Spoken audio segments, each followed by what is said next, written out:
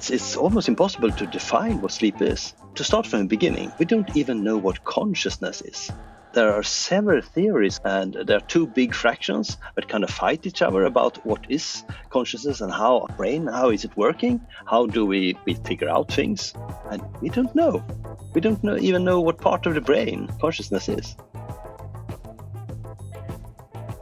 Hello and welcome to Silax, the podcast that is for people who love science and those ones that don't yet know that they do. And as usual, I keep saying that I hope that today's guest will convince you that you should start loving science if you're not there yet.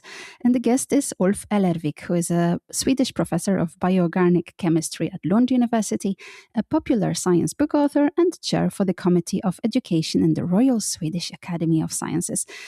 Ulf's main research area are carbohydrates, but we will be not talking about them today that much. We'll be talking about sleep, because Ulf has just authored a very, very interesting book about sleep, the science of sleep. Ulf, thank you so much for coming today. Thank you. I'm happy to be here. Have you had your nap already, Ulf? No, not yet. Usually I take a nap at 4 o'clock in the afternoon, maybe 5 o'clock, something like that, when I get back from work. Okay, because I was worrying that this is more or less the nap time and we're having the interview, which is very bad, right? No, it's fine. So, yeah. When I was reading the book, you admitted a few different things in the book. One was that you are actually a chronic napper, right? So you do that. I am. A nap is the best possible way to get more energy in the afternoon, for me at least. I mean, there's some research behind it that a nap can be good for you. So usually I take a nap, but for me, I only sleep about 12 minutes. This is amazing that you can do it this way, because for me, it takes quite a long time, even if I'm tired, to fall asleep. So sometimes it's longer, that period to fall asleep, than actually the nap itself, if it was supposed to be a power nap. So I don't think that's really maximizing the opportunity. I usually try to evaluate how tired I am. And usually I put an alarm clock on 13 minutes. So I have 1 minute to fall asleep. And usually I fall asleep within that minute. Sometimes if I'm stressed or something, it will definitely take longer time. But this is something I worked on for 30 years. But it takes a lot of training to sleep that fast. All right, but we're not going to do sleep training advice today, right? No, not today. But we will be talking about sleep. So actually, what is sleep? How do you define it in your book? Oh, I mean, it's almost impossible to define what sleep is. To start from the beginning, we don't even know what consciousness is. There are several theories about what is consciousness, and there are two big fractions that kind of fight each other about what is consciousness and how does our brain, how is it working, how do we figure out things, and we don't know. We don't even know what part of the brain consciousness is. But we know when we go to sleep, we lose consciousness. We don't know what we lose, but we lose it. And we don't know exactly how it works, but we get less aware of our surroundings. That's probably the most important thing about sleep. But it's really hard to define. It's non-consciousness, but that doesn't help us much.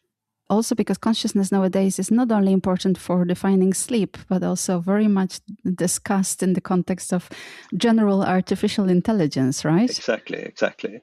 So can they be conscious? And I mean, of course, there are several fractions debating each other about machines, if they can reach consciousness. And the two different theories, they are different here. And then one of the theory think it's possible that the machine can get conscious. And the other theory said, no, it's not possible at all. And I really have no idea. But I know that we turn off our brains during the night. And that's kind of amazing anyhow, to be honest. It totally is. Yes, absolutely. And also in the book, what I found very interesting is that at a certain moment you're discussing anesthesia. And I just never thought about anesthesia as something that is sleep related, but it's not sleep. Because for me, that was way closer than the way you were discussing it, right? Yeah. No, it's something different. And to be honest, if we take a look at our brain, if we're conscious, we're awake, we know that. But then we go to sleep, different things happen. And I mean, the first thing that happens is that you go into some kind of really, really light sleep, the different phases. And the first one, you're really easy to wake up again. If anything happens in the room, you will immediately wake up. And that's usually what happens in the first few minutes. You lie there, you fall asleep, and then if something happens, you know it. Then you move further down and you'll go into a light sleep, which is still, people can wake you up, but still you lose a bit of your consciousness. Then you move into the deep sleep. And that's amazing. I mean, the brain doesn't communicate much anymore. We can still breathe, we can do everything, we survive, that's good. But we might not hear sounds. We might even not feel pain if you're really deep into sleep. For example, you can sense smell, maybe. But then anesthesia, it's way deeper. There's no communications in the active part of your brain, basically. You just turn off all communication. Obviously, they can cut you and they can do surgery and everything, and you don't feel it. But it's something else. And you can be really tired after being on anesthesia for a long time. There's a lot of important things going on in the brain while we sleep, and those things are obviously not going on when you're under anesthesia. So it is something different. Under anesthesia, you basically wake up and then you go back to sleep again because you're actually tired. It's not that you're regenerating in that time. It's just you look like you were sleeping. Yeah. We learned so much during the last decades about sleep and why we need sleep. And all these different phases, they are important for different parts. When you go into this light sleep, it seems like the brain is sorting things, like deciding what to do with things. And discard some things and keep the other things. And then you go into deep sleep. And then you consolidate these memories and feelings and everything. And it's very important, this part. Also, during the deep sleep is where the body recovers. The immune system gets better. We clear out the brain of different metabolites. A lot of things going on there. And then we have the fourth stadium, the REM sleep, which is really weird. We are almost awake from everything you can measure, but you're still asleep. But this is where we dream. And that's amazing. And that's more and more REM sleep in the morning. So we dream more and more the later in the night. And this is something we can call the creative part of sleep. The brain starting to synthesize things instead, so we can put things together. So we need all these different phases. So if we get too little deep sleep, we will get more the next night, for example. So altogether, that's how many stages? 6? It depends. No, I would say 4 distinct phases. You can define it in different ways, but the way where you start to sleep, you can have the light sleep, deep sleep, and the REM sleep. And of course, you're also awake in the night. Exactly, that's what I wanted to say. No. Yeah. We go fully awake for maybe a minute in the middle of the night, but we rarely remember this part. But then there are also those moments when you actually do remember, and then the quality of sleep is worse. Is it because we wake up at the wrong stage of sleep? Probably not. I mean, during the night, you will probably not you will probably not wake up in deep sleep. But if you have an alarm bell, that's something completely different. If that goes off when you're in the deep sleep, you will be so tired. What about all this idea of, those clocks that simulate the light and whatever? Might work. I would say it's very individual. Something that works for you might not work for me, so it's really hard to tell. But if you like it, then it might be a good idea. I heard of people that actually can sleep with headphones with really loud music. That would not work for me. I wanted to be quiet. It's true that every single person has their own rituals, right? And then as a parent, of course, there is that moment when you suffer with your kids not wanting to sleep, not falling asleep and whatever. And I always wonder how much it is genes, or is it parents developing bad habits to the kids, Because at a certain moment you just want them to sleep, whatever works, right? Yeah, and I mean, you read that, babies, they sleep 20 hours a day. I don't think so. Or maybe they do, but they cut it up in small pieces, and probably they sleep where I do not sleep. That's probably I just remember being incredibly tired for some 4 or 5 years. Yeah, so exactly. That's not fun. But also, is maybe not politically correct jumping from babies to animals, but I just realized that you also write about animals, and I just never thought about it, that it must be extremely difficult to research sleep in animals, because we kind of don't know when they're asleep, right? No, exactly. For some animals, it's really hard to even know if they are sleeping, especially for insects. I mean, they have hard eyes, really, really, really hard to just tell. They don't close their eyes. And even if an animal closes their eyes, what does that mean? We don't know. But for mammals, it's quite easy. You can definitely figure out. And it seems like all animals sleep, more or less, some kind of sleep at least. And to be honest, all organisms, even unicellular organisms, they have some kind of circadian rhythm. They have a rhythm in their system. So there seems to be, this is universal. But for us, all animals sleep, but they sleep in very different numbers of hours each night. And we're actually on the lower part. I mean, we're supposed to sleep, I don't know, 7, 8 hours, something like that would be good for us. That's not a lot. Most animals sleep much more. It's only, I would say, grazing animals that sleep more, since they eat the grass, and that's not a lot of energy, so they must spend a lot of time eating. So like elephants, they sleep about 2 hours a night. Horses, about 3 hours, something like that. Yeah, and the most, I think, was bats, at least in your Bats, book. oh yeah, they right? sleep 20 hours a day, so they only awake a couple of hours in the middle of the night. You mentioned the circadian rhythm, and I was just thinking that actually here in Luxembourg, I'm involved in organizing the so-called science pub quizzes, where we have, pub quiz with science questions. And recently, a couple of months ago, we were asking about the circadian rhythm, but I guess not everybody knows. Well, what is that actually? Yeah, circadian rhythm is our built-in rhythm in the body. So if you measure, for example, wakefulness, how awake we are, that varies during the day.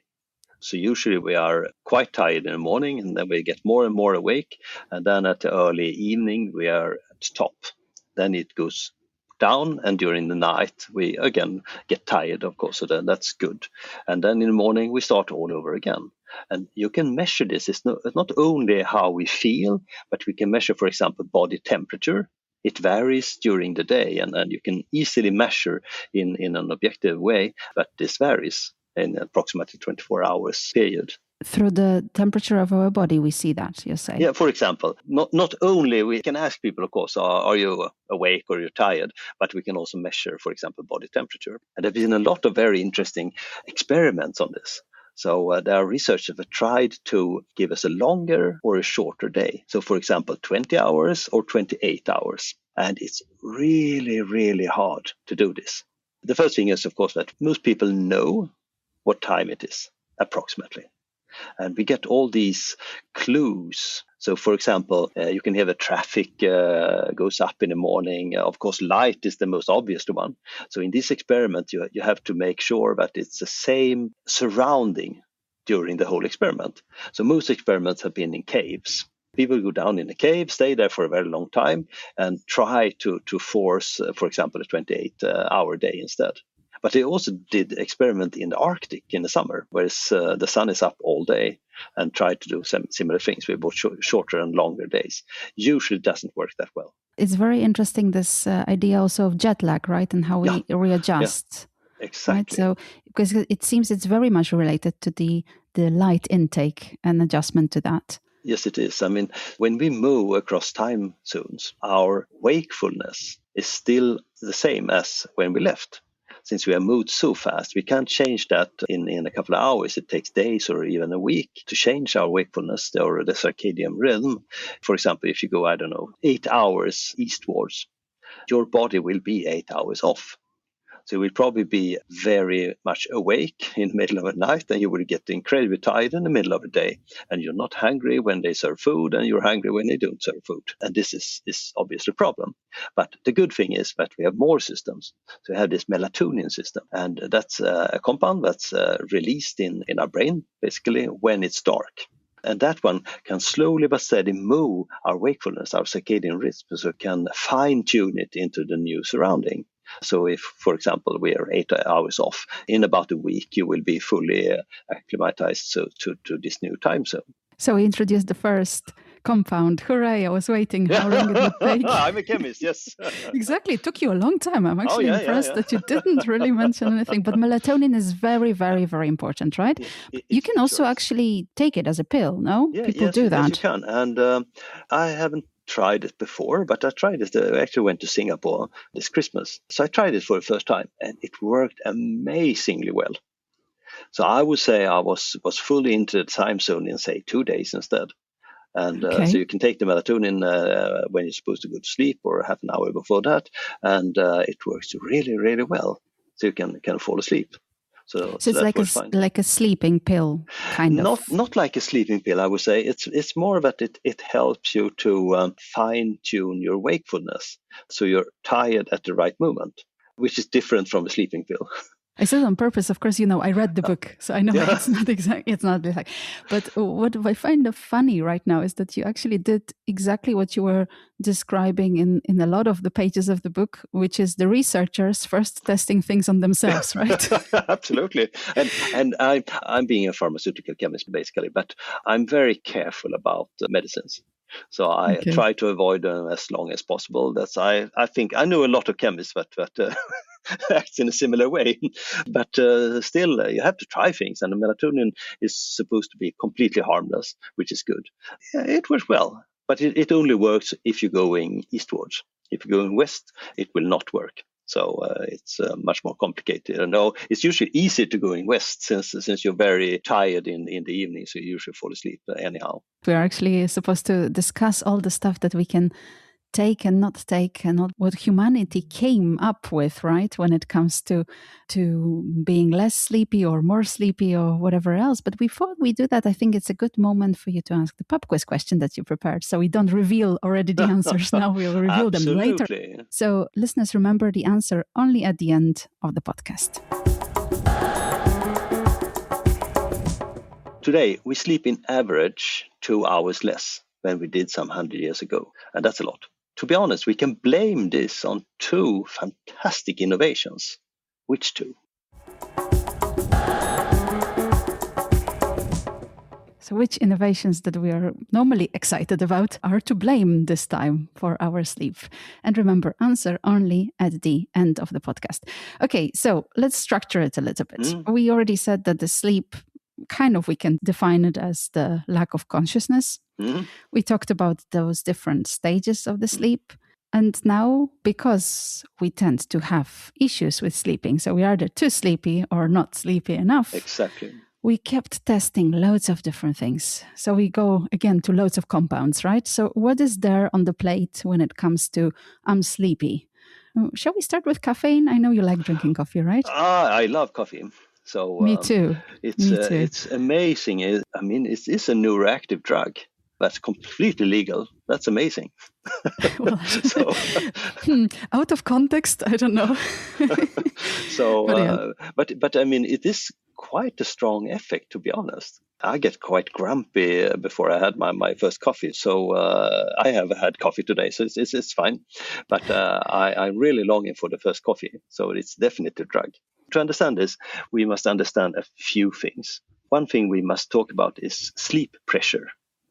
So we talked about the wakefulness, the circadian rhythm that varies across the day. We talked about melatonin that's released when it's dark and gets you sleepy as well. So that kind of forces you to sleep in the night, which is good. But then you build up something called sleep pressure. So it's a system that basically keeps track on how long time have we been awake. Until a few decades ago, we had really no idea how this worked. But our brain uses a lot of energy. And the universal carrier of energy in the body is something called ATP, adenosine triphosphate. That's another compound. And when the energy is used, this one is broken down to a molecule called adenosine.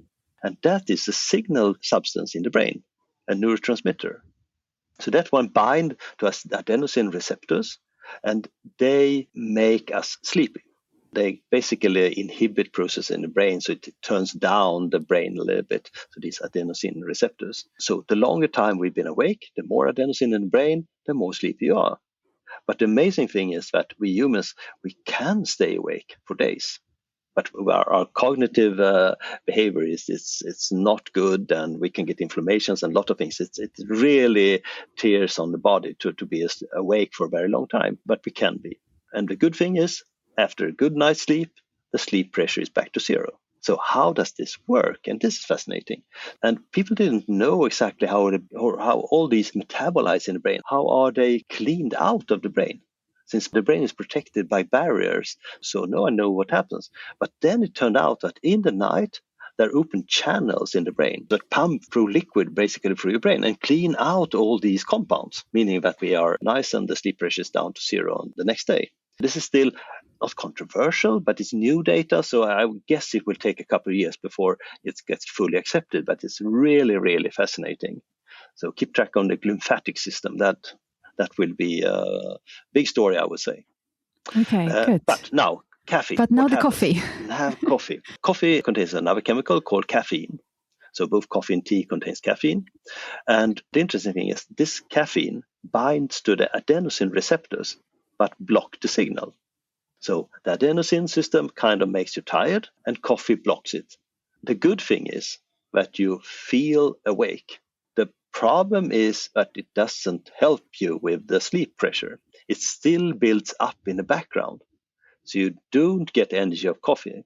You just don't recognize that you're tired, which might work good enough for us, but it doesn't zero out the sleep pressure, not at all. It just builds up in the background. So, I mean, you can drink a lot of coffee and be incredibly tired, but not able to sleep, which is not good.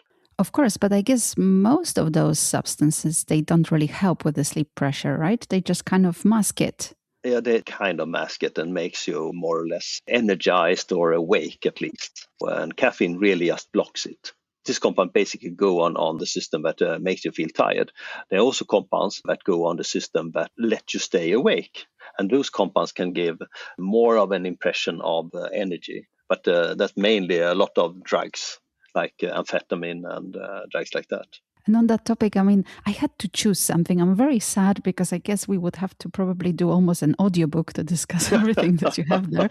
But on that topic, if you're interested, absolutely, I send you over to Ulf's book. We will tell you more about it and share all the links in the show notes. So I didn't want to go very deep into the drugs, but I have to say what I found interesting in the book was also your discussion on how people actually discovered these compounds, right? Because there was always a little bit like it was supposed to be this, and then suddenly, we have something that is completely different, which is kind of inherent like to discoveries, I guess, right?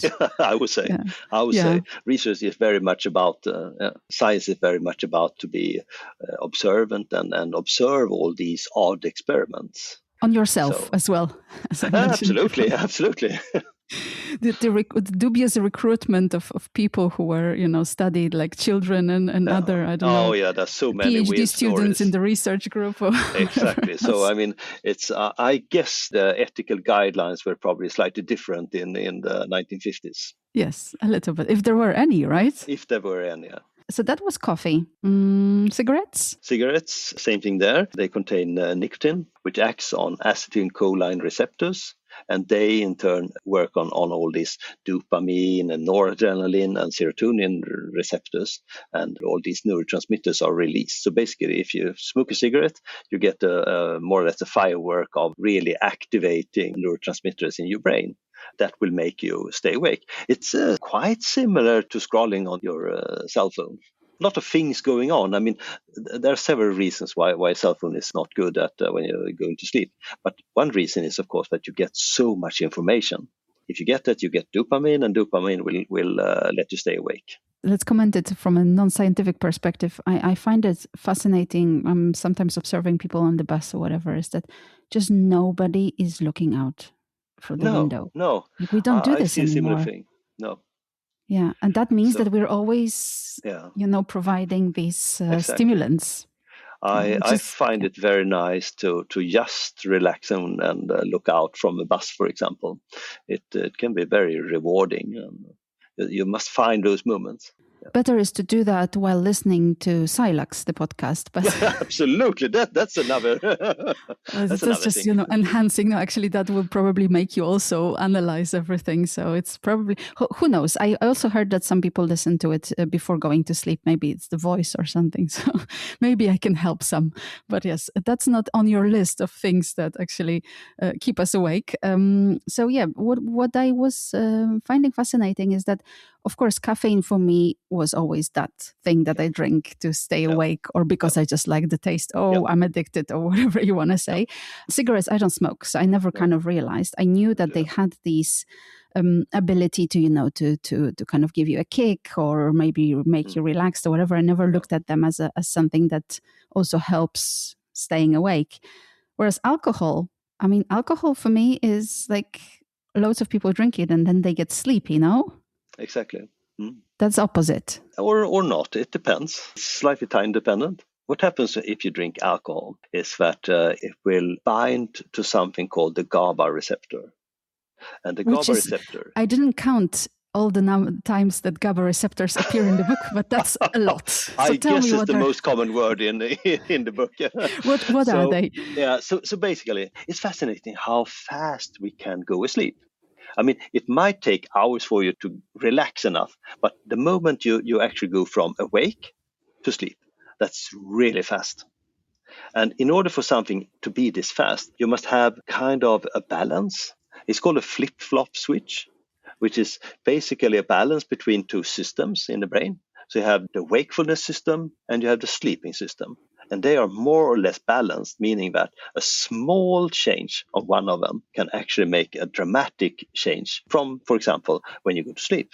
And the sleep system, it is this GABA system. And GABA stands for gamma aminobutyric acid, which is a neurotransmitter in the brain. And the GABA receptors is then the protein which recognize this GABA.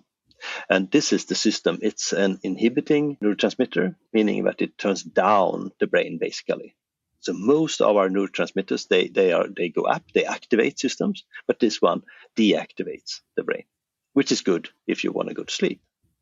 If you drink alcohol will bind to the GABA receptor and make this binding to GABA stronger. So the effect of alcohol is that you actually get a more pronounced inhibiting effect. And then you might say, but people will dance and sing and dance on the tables and they behave in very different ways. And why? This is not inhibiting. Yes, it is, since the first thing that will happen is it will inhibit your impulse, how you control your impulses. That's the first thing that will be inhibited, meaning that you will be really, really open and you will be very happy and you do things that you probably will not do when you're sober. But then sooner or later, the inhibiting effect will reach other part of the brain, meaning that you will get more and more tired. Unfortunately for me, or maybe fortunate, I don't know, I get very tired of alcohol. So sometimes a problem. So a couple of glasses of wine and I'm really tired, especially on a Friday night, of course. But for some other people can handle more of this, especially if you're younger. But it turns you tired. And if you drink enough alcohol, meaning a lot, you can actually die, since this inhibiting system, they turn off your breathing.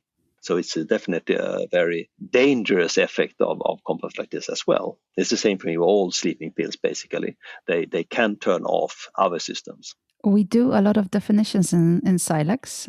That's the whole idea, right? So it's a bit easier because we're talking about a pop sci book. So you already define a lot, or you don't mention, as I said, so the first compound was after 15 minutes of a discussion, I think. But still, I have a feeling that there might be people who don't actually know what a neurotransmitter is, because we already named some of the neurotransmitters, but we didn't say what that was. So what is a neurotransmitter? Then we have to talk a little bit about nerves. Yes, so let's start with that. Yeah, nerves communicate with each other. The brain is basically just a huge network of about 86 billion nerves that communicate with each other. And they do so at so-called synapses. And that means that the signal in the nerves is basically an electric signal. But when it's transferred to another nerve, that's a chemical information transfer. And that is done by neurotransmitters. So the signal comes in one nerve, it sends out a chemical, a neurotransmitter, and that one binds to a receptor on the next nerve, and then the signal goes on. The neurotransmitter, some kind of chemical compound, but transfer a nerve signal. And we have about, I would say, maybe 30 different ones in the brain, something like that. It's really hard to make a good count. Yeah, I actually noted down that we don't know exactly. No, right? There's a lot of things we don't know. Yeah. Fortunately, there's no reason for doing research. Yes, of course. And I can see your excitement goes a little bit up. We don't need caffeine. It's just, let's talk research. And then, absolutely. It's enough. Absolutely. It's always good to see the passion and interest. Actually, I didn't ask you in the beginning, what was the reason you decided to write a book about sleep? I have been writing articles for Swedish newspapers, and these are really nice. You get a full page of the newspaper, so about 10,000 characters, something like that. So quite a lot of text. And they asked me to write about sleeping pills. So I did that, and I realized this topic is fascinating. I usually write books about how chemistry interferes with people. My first book was called Evil Chemistry. So it's about all the nasty compounds that can be used to kill people. Now I realize sleep is really chemistry and it's fascinating. So I decided to learn much more about sleep and ended up in this book. So we're discussing not the exact reason yet for the book, but we're moving slowly to the sleeping pills. So we're definitely going to discuss that. What I found also interesting, I was not aware, but one of your books was also translated into my native language, so Polish. So in case some Poles are listening, there is one version of your book in Polish as well. About political assassinations using poison. Exactly. It's a really dark book, but that's the reason I wrote that book is actually so it should be a political assassination, but it must also fail. I find it fascinating. If a government decides to kill a person, they quite often fail, which I find fascinating, isn't it? So it's a different take on chemistry. So it's really hard to poison a person, fortunately. And that's good, of course. Yes. So, or maybe they're just not employing good chemists to help them with the poisons. I think they do. I just think it's really, really hard to do this, fortunately. So what you're saying is that poisons actually mainly work in books, not in real life. There are quite a few poisons in the real world as well, but I think it's quite rare. So moving on, we have a few directions, but I think the first direction still, before we move on to sleeping pills themselves, so the chemical side, is some of the stuff that Aristotle described, because you also talk a lot about Aristotle and all the different interesting, so should I say, plants that we could employ or we do, like mandrake, for example, right? Exactly. So what is mandrake? Let's start with that. Oh, mandrake is, that's a plant. It's been known since 1,000 years, basically, that it can induce sleep. This plant belongs to a family of plants where we have several toxic compounds. All in all, some of these plants are really dangerous. You can really die if you eat them. And the mandrake is fascinating since they have a root that might look like a human body. And that meant that it's been known for witchcraft, been known for a long time. And you should preferably dig it up from a place where you hang people and, all these witchcraft. But anyhow, there's interesting compounds in the mandrake that can definitely put you to sleep. And it has been used for putting people to sleep, to be honest, as well. It mainly contains a compound called scopolamine. That one has been used in the late 1800s, actually a bit into the 1900s as well. It's something called Demerschlaf. It was a medicine basically that you gave to pregnant women when they were about to deliver. So it's an early version of laughing gas or something like that. But the problem was that these women, it worked very well. They delivered their kids, but they didn't know about the whole process. They were just unconscious. And it's a lot of problem with this, to be honest. But it worked. They could still deliver the babies while under this sleeping anesthesia-ish. So ish, exactly. So dropping the ish parts, how did anesthesia start actually? So we leave mandrake. There was also darnel grass, but that's even less common, right? That's less common, yeah. So what about ether, and then of course chloroform and all that? Yeah, all these anesthetic compounds.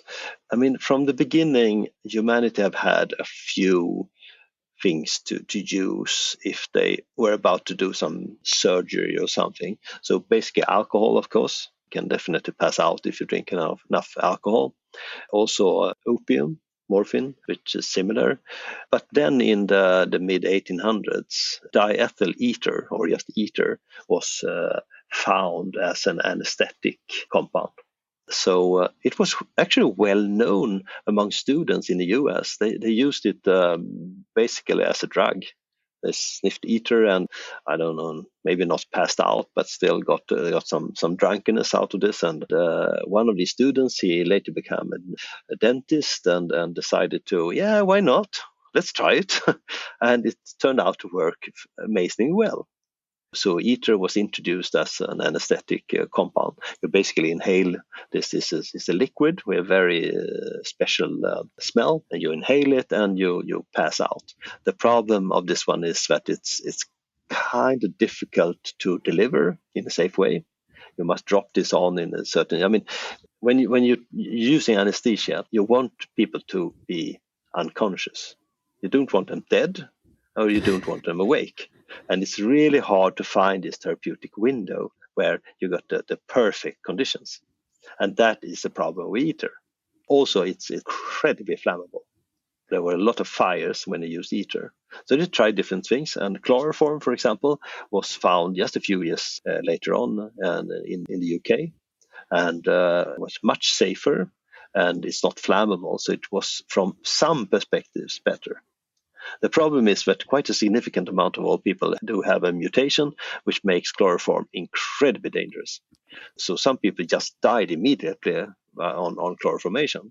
Complicated, so to say. Today, we basically use a combination between chloroform and ether. So sevoflurane is one of the most common anesthetic gases today, which is very, very safe, and you can deliver the gas in a perfect way to just keep you unconscious.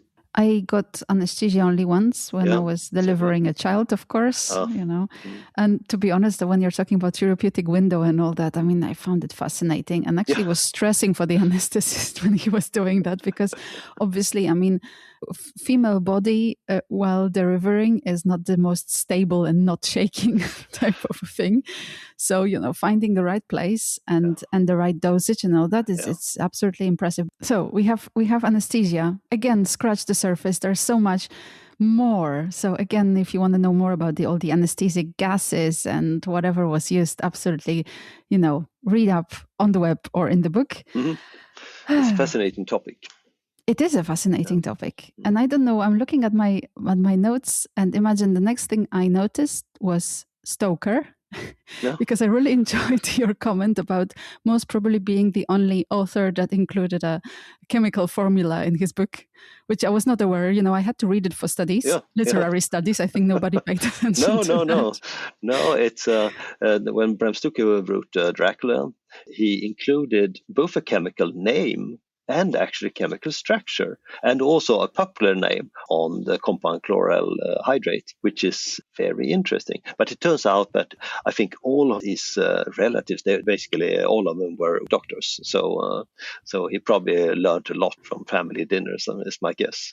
Anyway, going back, so I think we have to talk GABA receptors again, right? Because now we're moving to sleep medication, right? And most of it is actually binding to GABA receptors to make us sleep.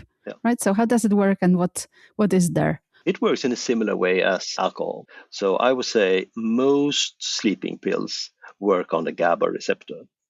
They do different things. So some of these, they bind to the GABA receptors. The GABA receptor is an ion channel. So it opens up, and the ions are streaming into the cell basically. And that's the transfer of a signal.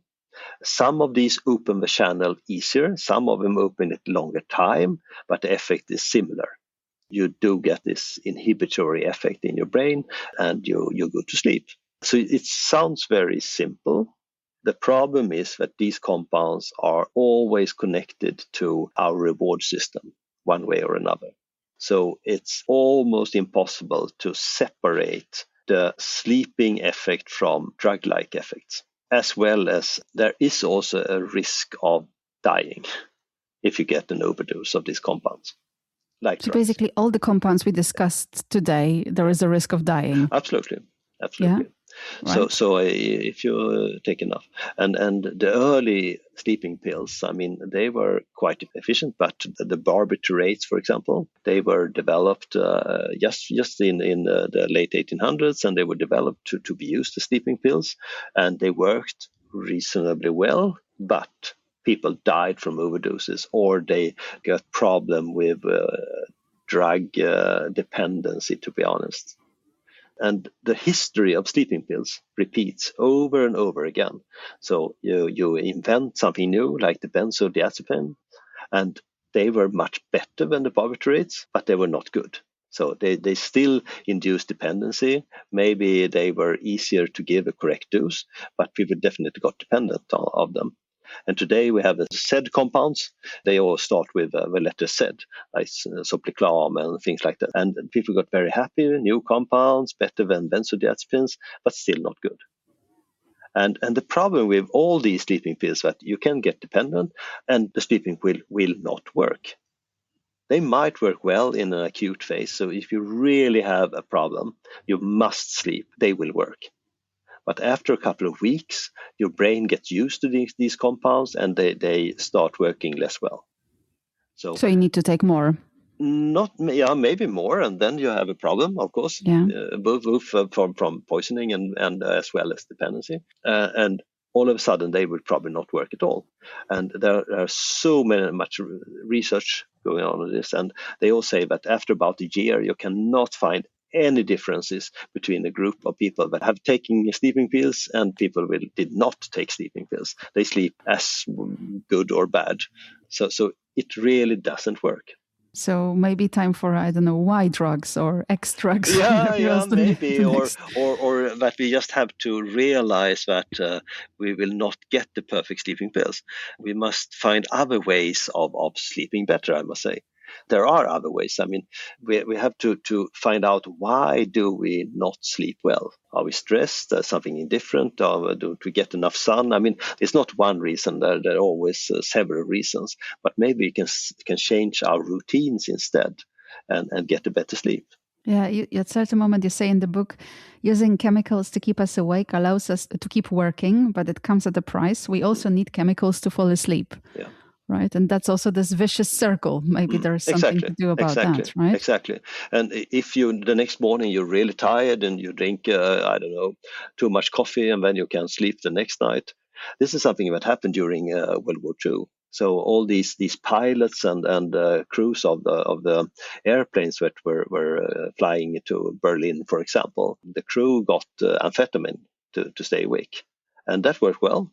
But the next day they could not sleep. And then they had to take more amphetamine to be awake the next night, and so on. And it really didn't work. I mean, it works for a couple of nights, but in the long run, you get completely exhausted, which was exactly what happened. Even worse on the German side, since they used methamphetamine. And that compound worked really well for a week or so. The soldiers could fight. But after a week, they were zombies. And a lot of them got heart problems. So they had to leave the army, basically. So it's not a good idea to take these drugs for a long time. Yeah, as you mentioned it, as I said, decided not to go very deep into drugs because I think we could have just had one episode only about drugs. But I always wondered, and you answered this question in the book, but I guess maybe not everyone knows it. What is the difference between amphetamine and methamphetamine from the chemical point of view? Well, from a chemical perspective, it's just a metal group. That's a met in methamphetamine.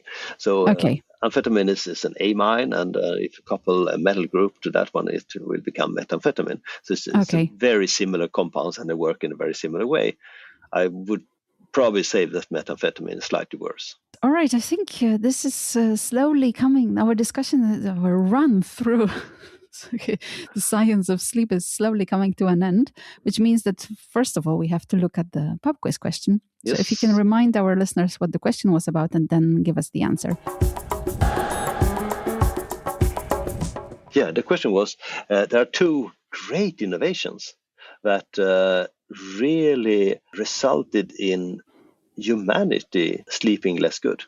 And to be honest, in the last 100 years, we lost about 2 hours of sleep each night during all these years. And that's a huge difference. I would say we should aim at 8 hours sleep each night. But if everyone sleeps 6 hours, that will result in problem. And we can see that a lot of things that you say today, we don't feel well. Yeah, maybe we don't sleep enough. Sleep is important. But what are the innovations? Yes. Let's start with the first one. The first one is actually the electric light bulb. And it sounds ridiculous. So that was invented in the late 1800s, or developed, to be honest, by Edison. He didn't really invent it, but he developed it something useful. And what happened, that we changed completely our ways of living. From usually we followed the day. When it was dark, we slept. Maybe we had kerosene lamps and candles, but it's not that practical now. If you just can turn on a switch and you get light, that's so much easier. So basically what happened with electric light bulb, we could stay up in the night, meaning that we did things in the night, we could continue working. And to be honest, we lost about 1 hour of sleep due to the electric light bulb. But that's already a lot. That's one innovation. Yeah. Yes. The next one was in the late, to say, 1990s, and that was the blue light emitting diode. And what is that? This is called a LED, light emitting diode. And before 1990s, we know how to make red and green, and that was good. So when I was a kid and doing electrical, I did a lot of things. For example, I did some electronics as well. You had this red LED, and that's basically it. I got a green one, and like, wow. But you didn't have the blue one. And in order to get a color, any color, you need red, blue, and green. So with the innovation or development of the blue light emitting diode, you can make any color. So that was actually a Nobel Prize in physics for this innovation. With that, what happened was we could start making smartphones. So you can have a screen with all different colors. And that resulted in that we can stay awake and doing things. We have all the entertainment in the world in our hand, basically. But even worse, the blue light is the one for not forming melatonin in our brain. That's the blue light. That's the reason why you should be outside in the middle of the day to get the blue light and put away the melatonin so you can get a better production in the night. But if you start looking from a very close distance from your phone, you will get a lot of blue lights in your eyes as well. Probably the blue light emitting diode probably costed us another hour of sleep, 2 hours. Great innovations. Yeah, great. There's always, it's like dynamite. There's always that other side, right? Yeah. I don't know if you know, but what about the dark mode that is, that's better. there? That's about the blue light as well, right? Yeah. And since we learned about this, and you can also have like orange glasses that can separate the outsound of blue light. So that's just part of the problem. I would say it's a bigger problem that you all get all this entertainment. No entertainment. Yeah. So from your cell phone. The blue light is bad, but it's even worse that you can watch a movie or anything, any time of the day. And that usually makes people sleep less. I need to talk to my husband about this. Yeah, I mean, we're all at blame, to be honest. So, of course, at the same time, it's very difficult to let go of certain things. I can't imagine right now telling people, okay, stop watching films because it's bad for you or whatever else, right? We're there. No. So what we're going to do is we're just going to invent another pill. You already said there is melatonin, so just people will take melatonin and continue watching their films, right? That's one way. We'll see. No, I mean, there are some easy rules for better sleep. So if you follow these, and it's really hard to follow, and the advice are so boring. So it's basically, I mean, be outside in daylight and exercise, and don't drink coffee in the night, and don't watch your cell phone in the night. I mean, it's really boring advice, but they seem to work quite well. Yeah, I kind of always laugh when my guests say that, because I tend to have also, of course, medical researchers. And then at a certain moment, we end up on, diet, exercise, all the time. Sleep. Yeah. And it's just like, we all know this, and somehow it just never works. No. Yeah. We would prefer to drink some milk with honey, right? That's another possibility. That doesn't work. Home remedies, and it would be great that some of them would work, but there doesn't seem to be a research that confirms it. No, from a theoretical perspective, a little bit of warm milk might help you, since it actually contains melatonin. The problem is you have to drink tens of thousands of liters of milk. that will be more problematic. I doubt I will sleep with several liters of milk. So. Just to wrap up, is it actually easier to be a chemist in our world or not? Because you just said, I'm not very happy about all the drugs and everything I know. Let's frame it this way. I see the world in molecules. Always. I see molecules everywhere. If that's good or bad, I don't know. For me, it's good. I like it. I love molecules. But it doesn't make you more suspicious then? It does. But that's good as well, I would say. So I'm a little bit more, is this drug really good? And I always look it up, of course. So, do you still go to some professional conferences as well, or not? Not as much anymore. So from my perspective, this is controversial. I find most conferences really boring, since people are telling exciting stories of things that have happened a long time ago. There are very few conferences where you actually show new data. And that's a problem. I mean, in the beginning of the 1900s, I mean, the conferences were actually where the scientific discussion took place. Nowadays, I mean, you only hear polite questions on these conferences. They're very polite and there are very, very few arguments. And I think it's necessary for scientists to argue, not to think the same. That's really boring and dangerous if you all go for the same things all the time and say, yeah, that looks good. We should argue a lot. That is what science is about. It's interesting you mentioned that, because I actually, in this season, I started asking exactly these questions to all my guests. At a certain moment, I say, okay, give me an example of a recent conference and what were you arguing about? Yeah. Because, I go to a lot of conferences. Most of the times I don't understand what is discussed. I'm trying to get to the matter. There's a lot of course, methodology and whatever, but it is, for me, as a layperson, the feeling is that it's very, very calm and everybody kind of is more or less at the same level. It's just maybe, presenting a tweak into the formula or a tweak into the equation. And then, yes, it doesn't seem to be this, I disagree, this should be different, right? Very rarely. It might happen after a beer or so, but not at the conference, I must say. And I don't see that many big arguments anymore. And people tend to agree instead, and that's really dangerous. We get more and more specialized as well. So there are fewer and fewer people that might understand exactly what you discovered.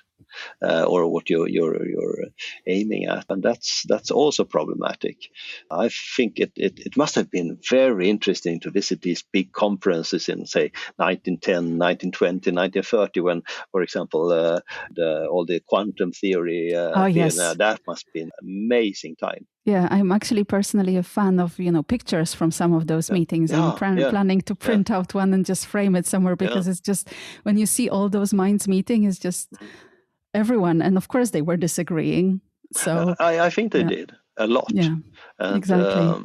But today we tend not to disagree that much, and that's not good. We should argue. Also maybe something shared in doing science in Sweden, or it's not only a Swedish trait that you tend to agree a lot? That's international.